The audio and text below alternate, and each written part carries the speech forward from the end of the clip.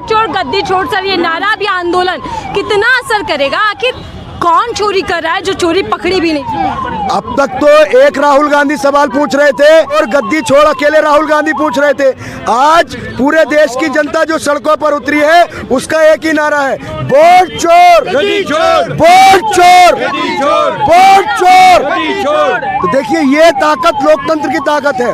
जो भारतीय जनता पार्टी ने जो वोटों की चोरी की है और जो लोकतंत्र का सबसे बड़ा हथियार होता है जनता का वोट, उस वोट को चुराने का काम भाजपा ने किया है। देखिए राहुल गांधी जी ने 3 सवाल उठाए कि जो कमेटी है उसमें सीजीआई की नियुक्ति क्यों नहीं है। दूसरी चीज, अमित शाह जी ने और मोदी जी ने जो चुनाव आयोग को इतने सारे राइट्स कैसे दे दिए। और तीसरी चीज, जो डाटा की मांग की जा रही है, जो जितना सीसीटीवी है वो कहाँ है। तो ये जो सरकार पर आरोप लगे हैं कहीं ना कहीं सीधे राहुल गांधी जी ने पूरे एविडेंस के साथ, पूरे प्रूफ के साथ, पूरे तथ्यों के साथ भाजपा चुनाव आयोग को एक्सपोज किया है।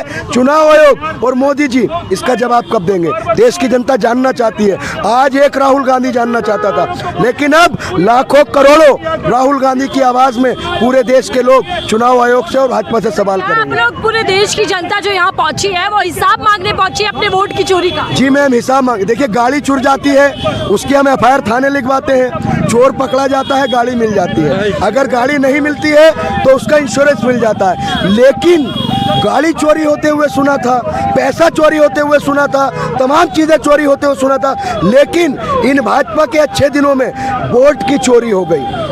मैडम वोट की चोरी हुई है, हम सब कुछ बर्दाश्त कर लेंगे, लेकिन अपने लोकतंत्र के हथियार की चोरी बर्दाश्त नहीं करेंगे। और जो ये भाजपा के लोग सदन के अंदर बेवजह के मुद्दों पर चर्चा कर रहे हैं, जिन मुद्दों से, अगर उन मुद्दों से देश की बेरोजगारी खत्म हो जाए तो चर्चा करें। एक बात बताइए, वोट चोरी का आप लोग एक कहीं ना कहीं गूंज दिखाई दे रही है बिहार से लेकर दिल्ली तक, लेकिन बावजूद इसके बीजेपी बार बार जीत रही है चुनावों में।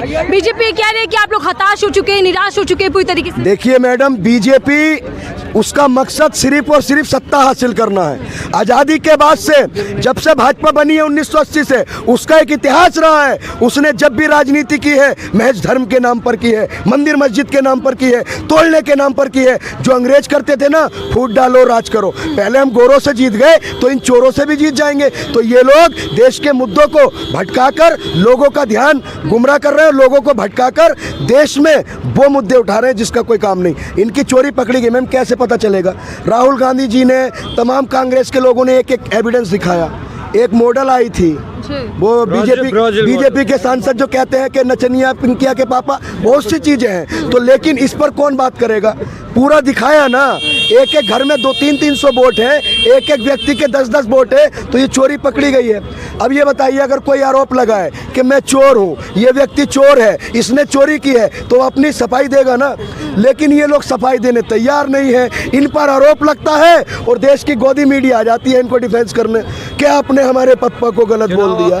पापा जाग जाएगा राहुल गांधी, वॉल्यूम कम कर दे भैया। तो ये मीडिया वाले अपने पापा को बचाने में लग जाते हैं। सरकार को बचा रही है, सरकार को बचा रही है। आजकल जितनी डिबेटें होती है मैडम, आपने देखी है, जब भाजपा का प्रवक्ता शिक्षा और रोजगार पर फंस जाता है तो जितने मीडिया के एंकर हैं चिल्लाने लगते हैं, आप गलत हैं, आप राष्ट्रवादी नहीं हैं, आप देशद्रोही हैं। तो मीडिया इस देश के जो हालात हैं, इसकी सबसे बड़ी जिम्मेदार सरकार तो है ही, मोदी जी तो है ही, लेकिन मीडिया भी कहीं ना कहीं जिम्मेदार है।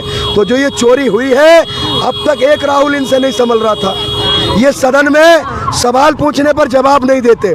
देखिए, अगर मोदी जी देश के प्रधानमंत्री हैं, अगर मोदी जी को जनता ने चुना है, तो राहुल गांधी भी देश की जनता का वोट लेकर विपक्ष के नेता हैं। अगर ये राहुल गांधी को जवाब नहीं देंगे तो देश के अंदर करोड़ों राहुल गांधी इनसे आंख में आंख मिलाकर कहेंगे भैया कि वोट चोर और गद्दी छोड़। तो ये नारा जो दिया है, ये इन्हें जवाब देना पड़ेगा मैम। लेकिन क्या ये केवल और केवल राजनीति चमकाई जा रही है? वाकई जनता का मुद्दा है जिस पर सरकार को सफाई देनी चाहिए। देखिए मैम, राहुल गांधी मुद्दों की राजनीति करते हैं और हमारे प्रधानमंत्री जी और भाजपा के लोग राजनीति करते हैं माँ से मुसलमान, माँ से मंदिर, माँ से मस्जिद, माँ से मंगलसूत्र, और माँ से मुद्दे गायब हो जाते हैं। मोदी जी और भाजपा के लोग माँ से मंदिर, माँ से मस्जिद, माँ से मुसलमान, माँ से मछली, माँ से मंगलसूत्र सब कहेंगे, लेकिन माँ से जब मुद्दों की बात आएगी तो भटक जाते हैं। एक बात बताइए,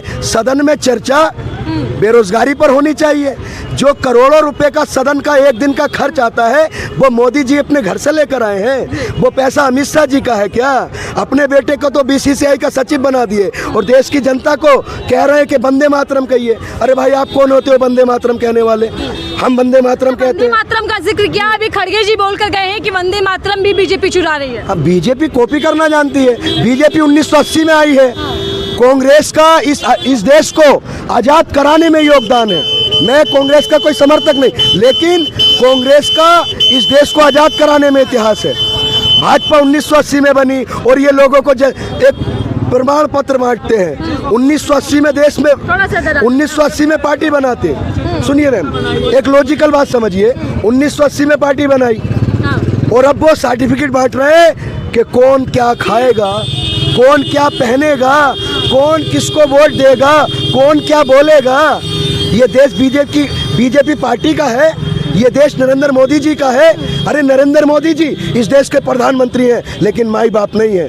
नरेंद्र मोदी जी को ये लोकतांत्रिक देश है, जवाब देना पड़ेगा, जवाब देना पड़ेगा। पूछने का अधिकार हमें संविधान ने दिया है। एक राहुल गांधी की आवाज़ सदन में दबा लोगे, लेकिन ये जो लाखों करोड़ों लोग जगह जगह, पूरे गांवों में, गली में, पूरे देश में सवाल पूछेंगे और जब कहेंगे वोट चोर, वोट चोर, वोट चोर, तो भैया सवाल पूछना पड़ा है तो जवाब कौन देगा?